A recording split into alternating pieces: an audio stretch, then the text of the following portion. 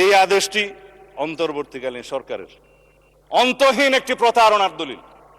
একটা বিভ্রান্তি সৃষ্টি করা হচ্ছে সারা জাতির মধ্যে যে বিএনপি সংস্কার চায় না। বিভ্রান্তি সৃষ্টি করা হচ্ছে বিএনপি জুলাই জাতীয় সনদ মানে না। মাননীয় মহামান্য রাষ্ট্রপতির কাছে সংবিধান অনুযায়ী আমাদের কোন কোন সদস্য এখানে আছেন, উপদেষ্টা হিসেবে শপথ নিয়েছেন। সংবিধান তখন ভালো ছিল, রাষ্ট্রপতিও তখন ভালো ছিল। মানে স্পিকার, অনেক ধন্যবাদ আপনাকে। আমি মাঝে মধ্যে আজকে একটু দেখব, কারণ রেকর্ডের ব্যাপার অনেক কিছু এখানে উত্থাপিত হয়েছে। আমাদের মাননীয় বিরোধী দলের অনেক বিজ্ঞ সদস্য, ব্যারিস্টার্স, অ্যাডভোকেটস, যারা আইন কানুন সংবিধান উদ্ধৃত করেছেন, মজবুরিতে আমাকেও কিছু কিছু জবাব দিতে হবে। আজকে যে নোটিশটা মাননীয় বিরোধী দলীয় নেতা মুলতবি প্রস্তাবের জন্য উত্থাপন করেছেন, লিখিত কাগজটা আমার কাছে আছে। এখানে জুলাই জাতীয় সনদ সংবিধান সংস্কার বাস্তবায়ন আদেশ 2025, আদেশ নম্বর 1 2025, আমি পড়ছি ওনারটা। এর অনুচ্ছেদ 10 অনুযায়ী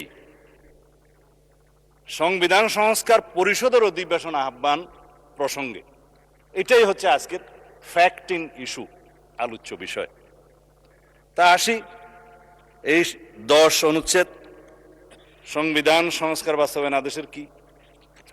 সেটা হচ্ছে পরিষদের অধিবেশন আহ্বান, কোরাম, ভোটদান ইত্যাদি সংসদ নির্বাচনের ফল ঘোষিত হইবার 30 পঞ্জিকা দিবসের মধ্যে যে পদ্ধতিতে জাতীয় সংসদের প্রথম অধিবেশন আহ্বান করা হইবে, অনুরূপ পদ্ধতিতে পরিষদের প্রথম অধিবেশন আহ্বান করা হইবে।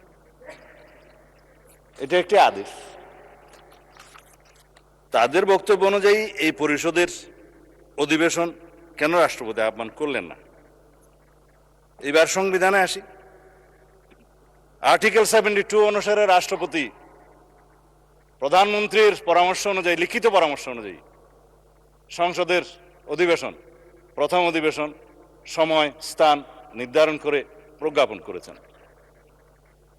আর্টিকেল 73 অনুসারে তার ভাষণ দেওয়ার কথা, তিনি এখানে ভাষণ দিয়েছেন।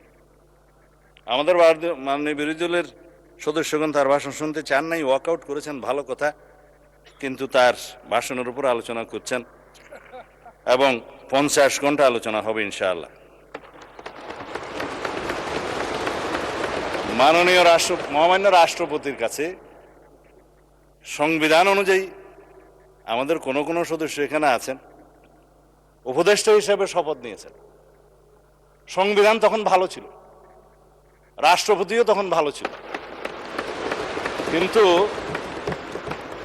ভাষণের দিন উনি মনোপুত হলেন না আর কি। যাই হোক, এখন এই আদেশটা নিয়ে যে আমরা আলোচনা করব, আদেশের অনুবলে যে সংবিধান সংস্কার পরিষদের অধিবেশন কেন আহ্বান করা হবে না, তার উপর যে আলোচনা করব, আদেশটা কি?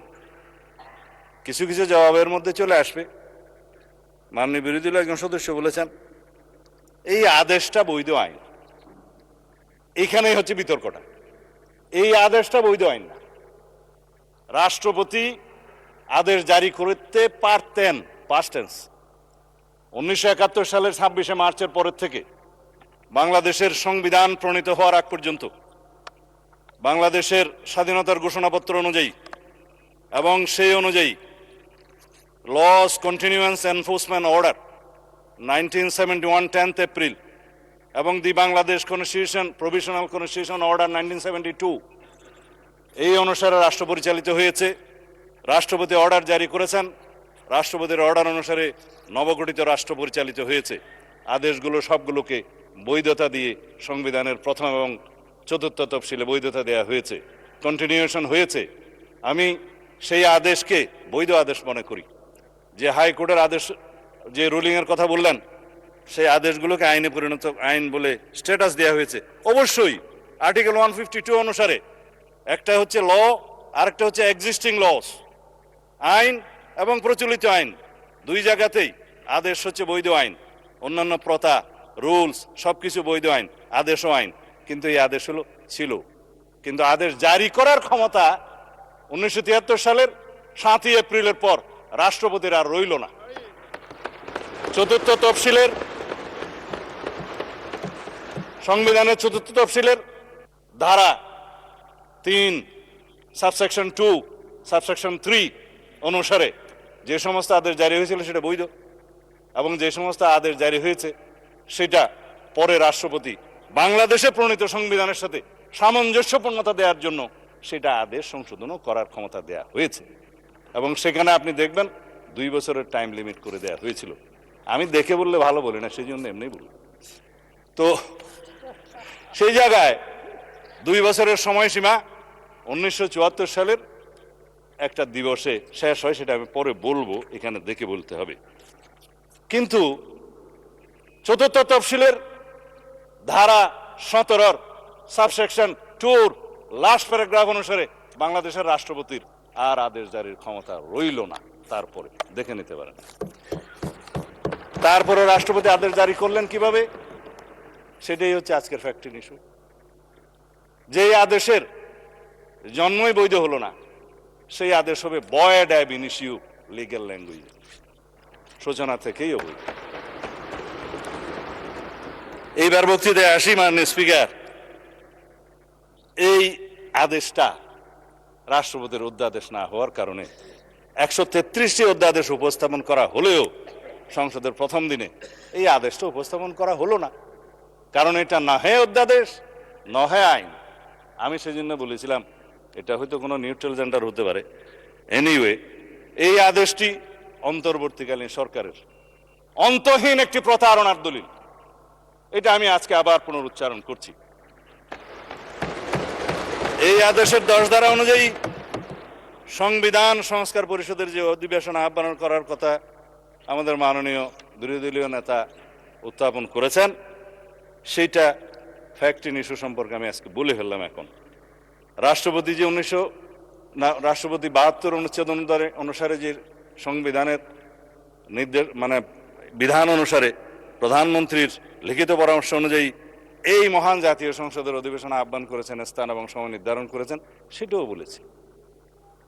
কিন্তু সংবিধান সংস্কার পরিষদের কি কোনো অস্তিত্ব এখন আছে যে রাষ্ট্রপতি কোন বিধান বলে এই অধিবেশন আহ্বান করবেন?